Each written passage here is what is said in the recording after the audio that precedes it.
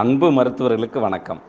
இன்றைக்கி நம்ம பார்க்க போகிற ரூப்ரிக் என்னென்னு பார்த்தீங்கன்னா, கான்ட்ராடிக்ட் டிஸ்பொசிஷன் 2.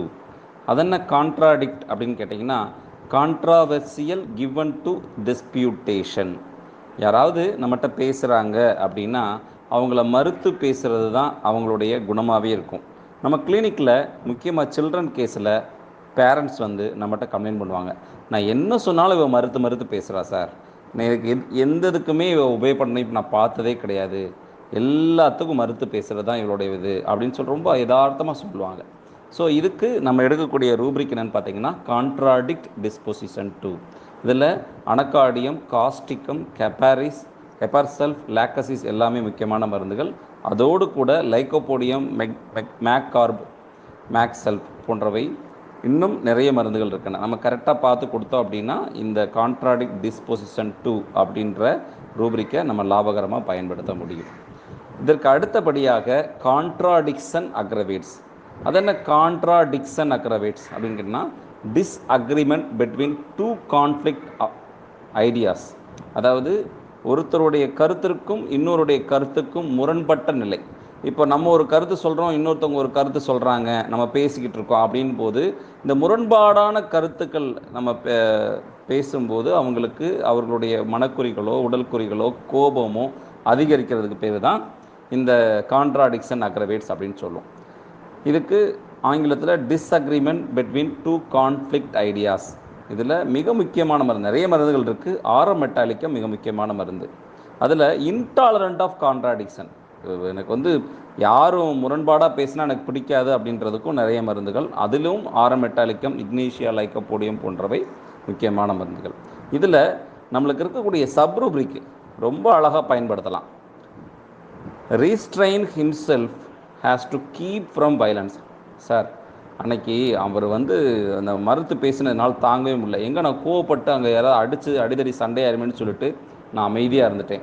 அன்னையிலேருந்து எனக்கு தூக்கம் வரல, அன்னையிலேருந்து எனக்கு உடம்பு முடியாமல் போகல அப்படின்னு சொல்லிட்டு ஏதாவது ஒரு ஹிஸ்ட்ரி சொல்லுவாங்க பேஷண்ட்டு.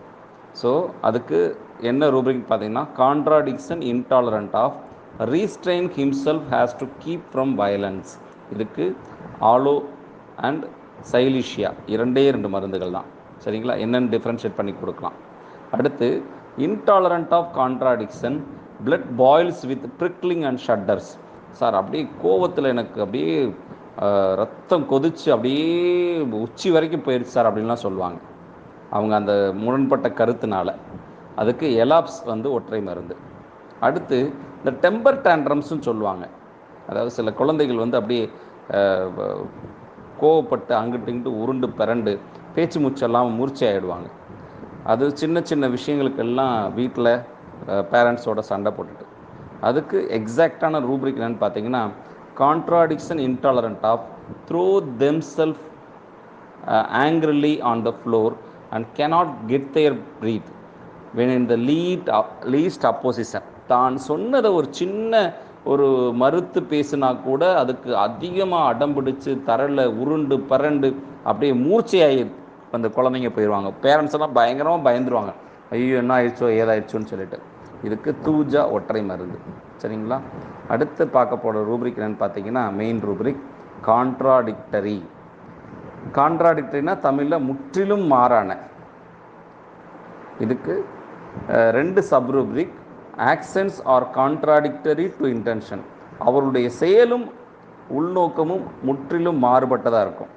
இதுக்கு பாஸ்பரஸ், பல்சட்டெலா, ரூட்டா, செப்பியா, தூஜா போன்றவை முக்கியமான மருந்துகள்.